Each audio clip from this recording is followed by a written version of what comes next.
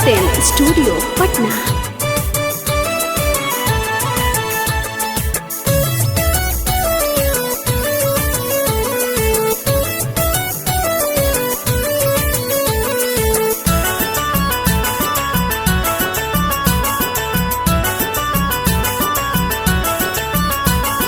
पियावा के पाई के गइलू भुलाई, हाँ पियावा के पाई के गइलू भुलाई।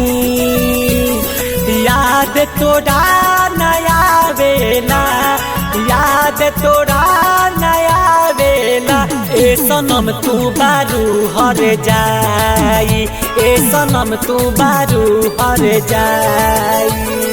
जान अचानक से भइल सगाई, जान अचानक से भइल सगाई।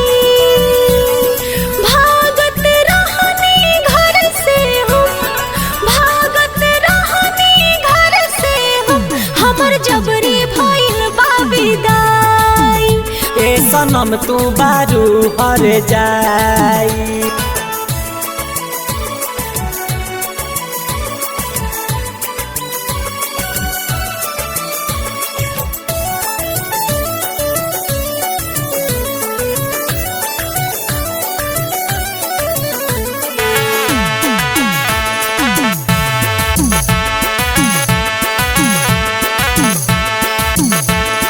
तोहरा से ज्यादा सहेले रातों दिनों हमसे तुम हो।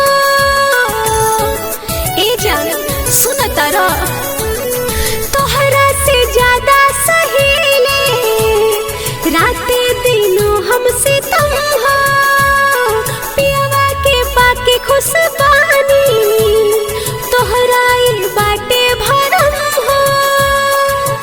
कितना बहाना जान जनाना छुपल नहीं थे जान जमाना।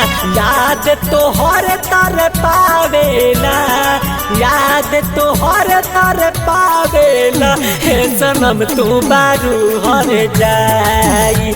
हमर जबरी भइल बा विदाई।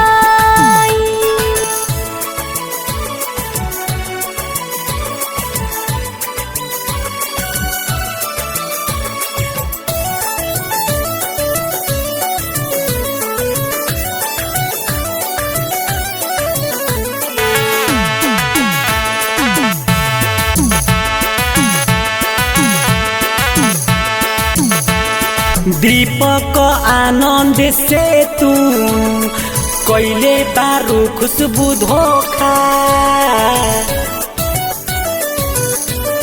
कर जा दीपक आनंद से तू कोइले बारू खुशबू धोखा।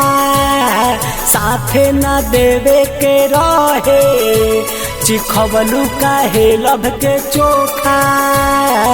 ना सतावा दुख मिटावा फसल पानी आके छोड़ावा। दिखाई का छतिया फाड़ के हम, दिखाई का छतिया फाड़ के हम, हमर जबरी भइल बा विदाई। ए सनम तू बारू हर जाई। पियावा के पाई के गइलू भुलाई। जान अचानक से भइल सगाई।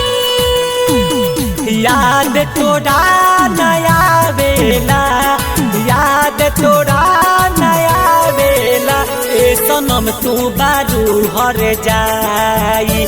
हमर जबरी भइल बा विदाई। ए सनम तू बारू हर जाई।